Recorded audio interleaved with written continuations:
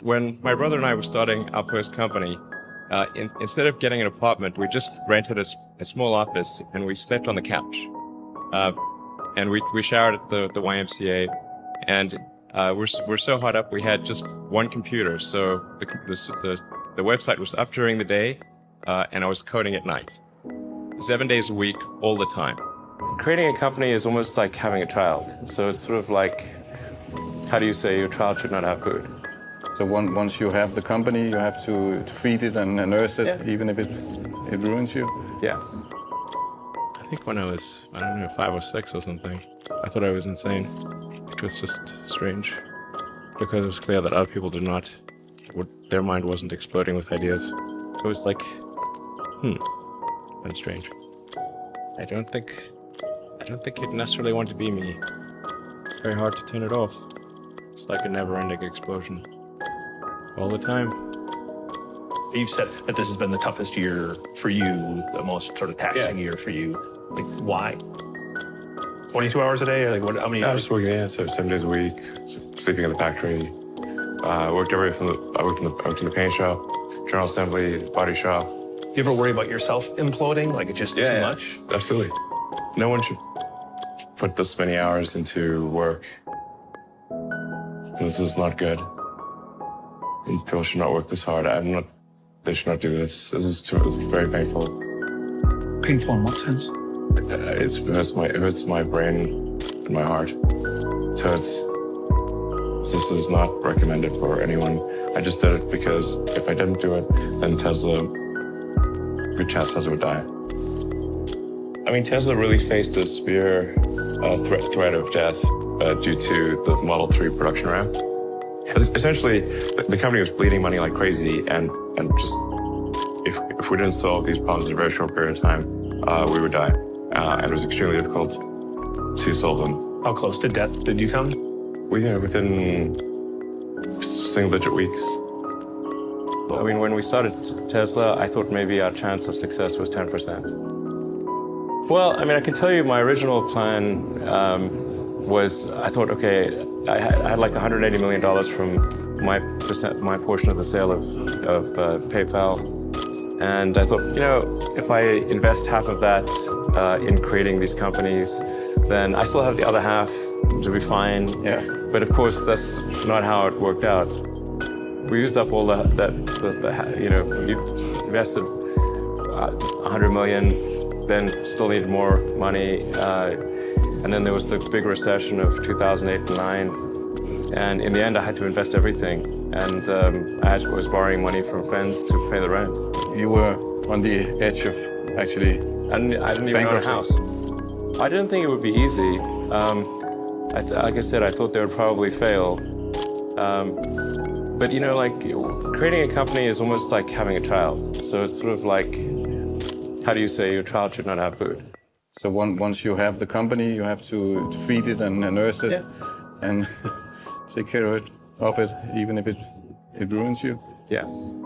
But suppose there was some tough times in 2008, end of 2008. How did you get through that period of crisis? I think that probably they shouldn't want to be You?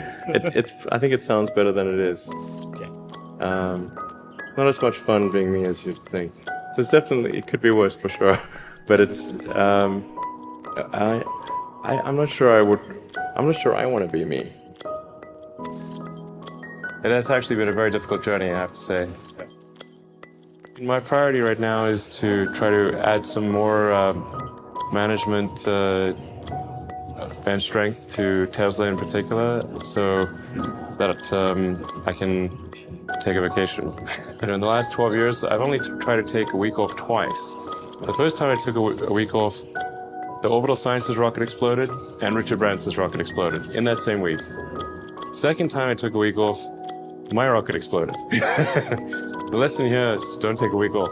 When my brother and I were starting our first company, instead of getting an apartment, we just rented a small office and we slept on the couch. And we showered at the YMCA, and we're so hot up we had just one computer. So the website was up during the day, and I was coding at night, 7 days a week, all the time. And I sort of briefly had a girlfriend in that period, and in order to be with me, she had to sleep in the office. So work hard, like every waking hour. That's the thing I would say particularly if you're starting a company. Trying to build a company and have it succeed is like eating glass and staring into the abyss. I mean, what tends to happen is it's sort of quite exciting for the first several months of starting a company, and then reality sets in. Things don't go as well as planned. Customers aren't signing up. The technology or the product isn't working as well as you thought. And then that can sometimes be compounded by a recession, and it can be very, very painful for several years. When you had that third failure in a row, did you think, I need to pack this in? Never. Why not? I don't ever give up. I mean, I'd have to be dead or completely incapacitated. You know, there are American heroes who don't like this idea. Neil Armstrong, Gene Cernan have both testified against commercial spaceflight in the way that you're developing it, and I wonder what you think of that. I was very sad to see that because those guys are, those guys are heroes of mine, so it's really tough. You know, I wish they would come and visit and see the hardware that we're doing here. And I think that would change their mind. They inspired you to do this, didn't they? Yes. And to see them casting stones in your direction. It's difficult. Did you expect them to cheer you on? So they're hoping they would. But there are a lot of negative things in the world. There's a lot of terrible things that are happening all over the world, all the time. There are lots of problems that need to get solved. There's lots of things that are miserable and kind of get you down. But life cannot just be about solving one miserable problem after another. That can't be the only thing. There need to be things that inspire you, that make you glad to wake up in the morning and be part of humanity. That's why we did this.